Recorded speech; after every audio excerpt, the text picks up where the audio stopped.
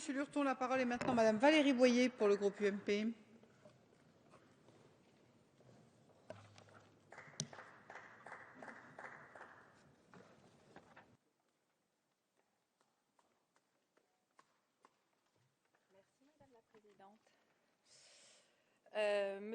Madame la Présidente, Monsieur le Ministre, Monsieur le rapporteur, mes chers collègues.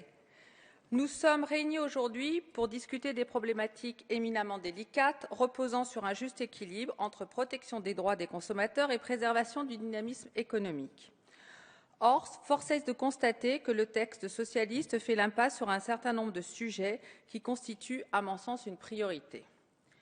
C'est pourquoi j'ai souhaité déposer plusieurs amendements visant à améliorer la protection du consommateur locataire en donnant une définition législative précise de la location meublée et en l'assortissant de l'obligation pour le propriétaire de produire un certificat d'habitabilité à la signature du bail et en encadrant la pratique des vendeurs de listes qui, en dépit de la loi Hoguet de 70, continuent à exiger le paiement avant même l'exécution du service de fourniture des listes de logements. Nous nous souvenons tous des images de certains drames causés par des activités sans scrupules, de véritables marchands de sommeil. J'ose croire qu'un meilleur encadrement législatif permettra d'en réduire la survenance. Je constate également que le gouvernement peine dans ce texte à faire preuve de créativité et d'inventivité et peine encore davantage à reconnaître quand celles-ci viennent en dehors de leur famille politique. Je veux parler ici de ma proposition de loi visant à rendre obligatoire la mention photographie retouchée sur les photographies de personnes dont l'apparence corporelle a été modifiée par un logiciel de traitement de l'image. Je crois que les enjeux ici sont au-delà des enjeux sanitaires, car il y a distorsion de la réalité. Les publicitaires donnent à voir des corps qui n'existent pas, tout en faisant croire qu'ils existent ainsi. Mais les enjeux relèvent également de la protection du consommateur.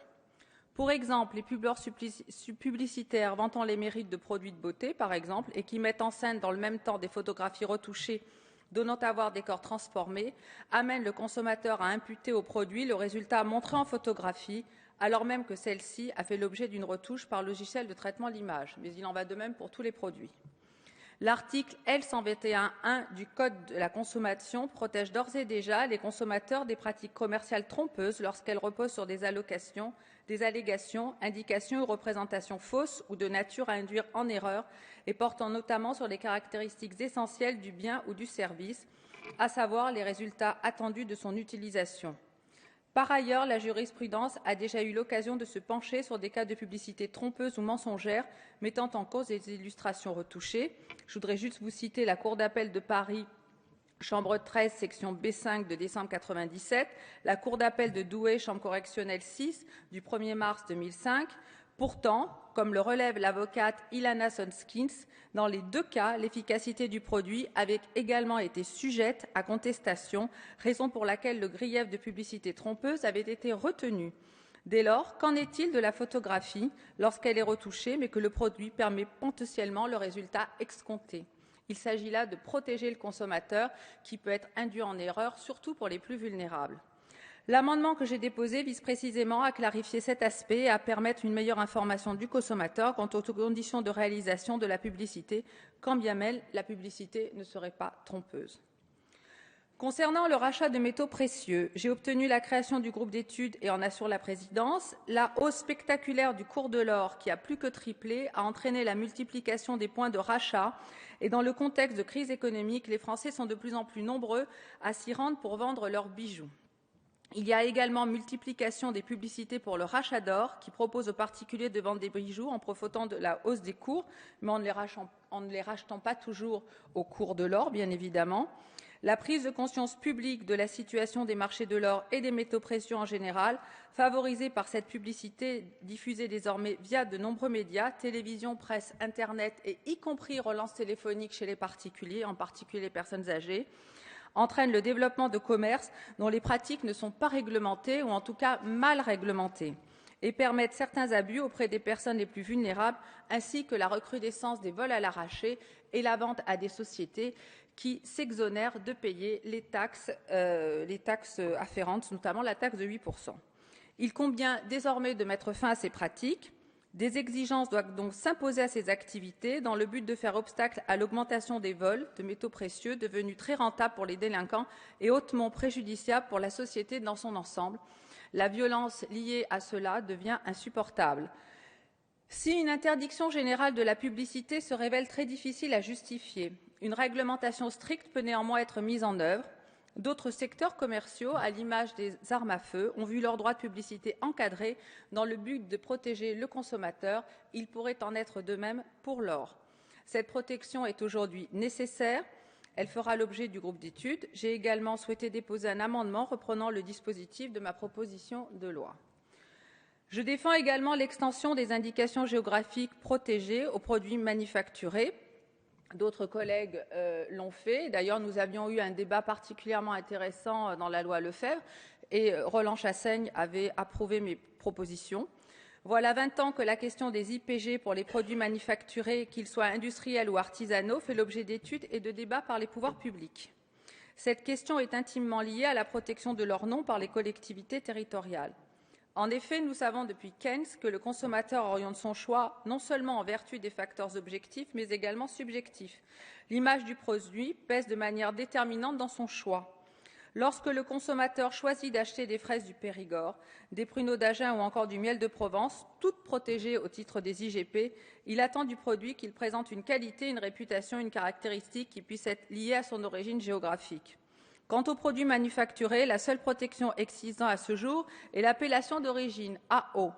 Or, seule la poterie de Valoris, la dentelle du Puy, les mailles de Limoges et les mouchoirs étoiles de Cholet en bénéficient.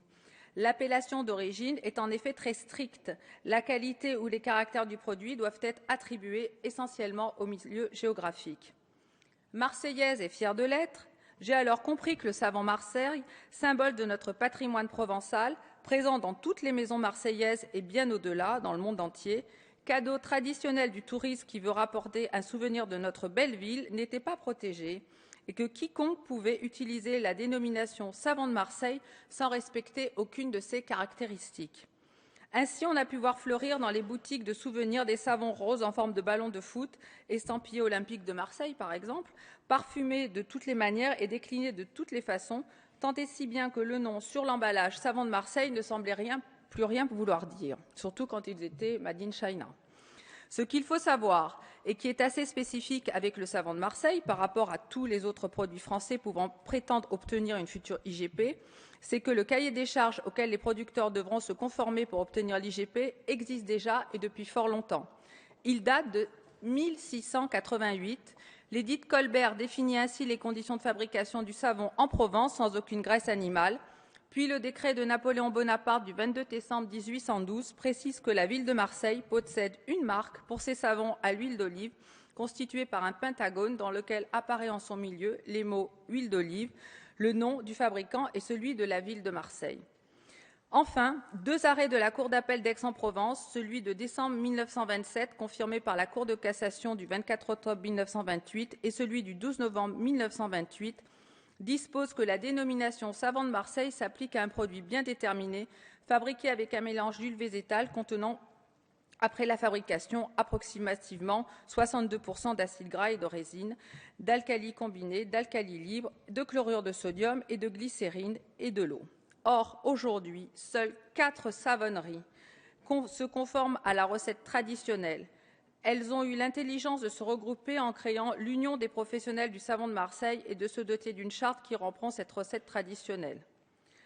Autrement dit, dès que ce texte pourra être voté, elles pourront bénéficier d'une IGP parce qu'elles sont déjà prêtes. Mais malheureusement, la santé économique de ces savonneries qui font l'effort de respecter le produit et surtout de respecter le consommateur est fragile. Il y a concurrence déloyale de la part des industries du savon ou du détergent qui utilisent des graisses animales, rajoutent du savon, du colorant. C'est une injustice pour les savonneries traditionnelles, mais aussi une tromperie à l'égard du consommateur.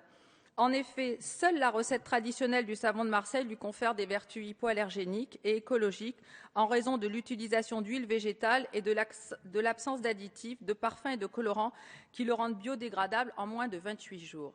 Je ne vous ai pas fait l'apologie du savon de Marseille pour vous parler de Marseille et placer Marseille à chacune de mes phrases, mais simplement pour illustrer de quelle façon il est vraiment impératif que cet article du texte soit enfin voté. Ce type d'avis ne concerne pas uniquement le cas du savon de Marseille. Partout en France, l'absence d'encadrement de l'indication géographique pour les produits non alimentaires donne lieu à des abus et contribue à mettre en péril à la fois le savoir-faire français et l'information des consommateurs. Ces abus constituent également un préjudice pour les collectivités territoriales, pour leur image sur le plan économique également.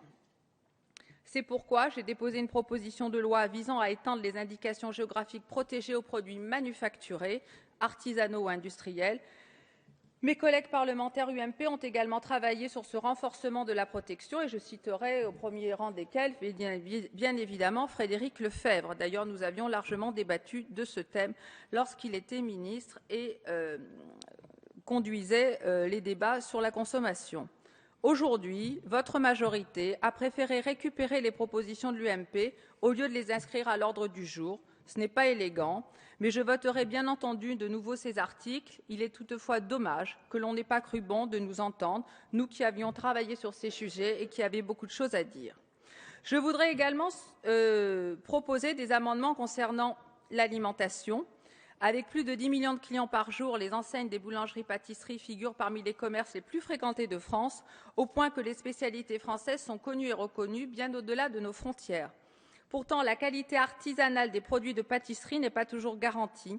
En effet, les enseignes de pâtisserie sont de plus en plus séduites par des produits industriels dont le coût d'achat est plus faible que le coût de la production artisanale et dont la conservation longue par le processus de congélation permet une plus grande flexibilité dans la gestion des stocks.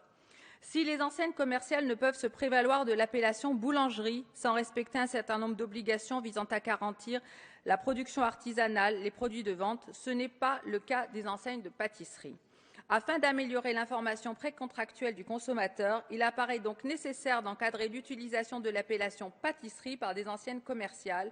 J'ai également, bien évidemment, travaillé sur la question de l'étiquetage.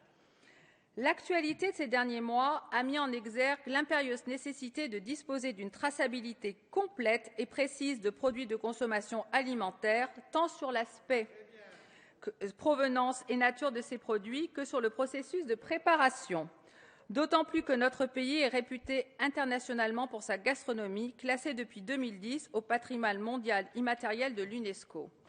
Or, de nombreuses enseignes de restauration, séduites par le faible coût de revient et une plus grande flexibilité de la gestion des stocks, ont recours à des produits congelés ou surgelés issus de l'industrie agroalimentaire, sans pour autant mentionner la qualité fait maison, industrielle, frais, congelés ou surgelés. En effet, la législation en vigueur ne fait peser aucune obligation d'information à cet égard sur les enseignes de restauration. Cette absence de réglementation porte atteinte à l'exigence de transparence et à la bonne information du consommateur. Il est donc proposé d'y remédier en créant l'obligation pour les restaurateurs de préciser sur leur menu et ardoise les mentions fait maison, industriel, frais, congelés ou surgelés. L'objectif est bien évidemment l'information, et l'information, c'est aussi la protection et le respect du consommateur. Je terminerai en disant que je suis fière que des idées Made in Marseille que le gouvernement se réapproprie, notamment à propos du savon, permettent de prospérer et de servir à d'autres produits.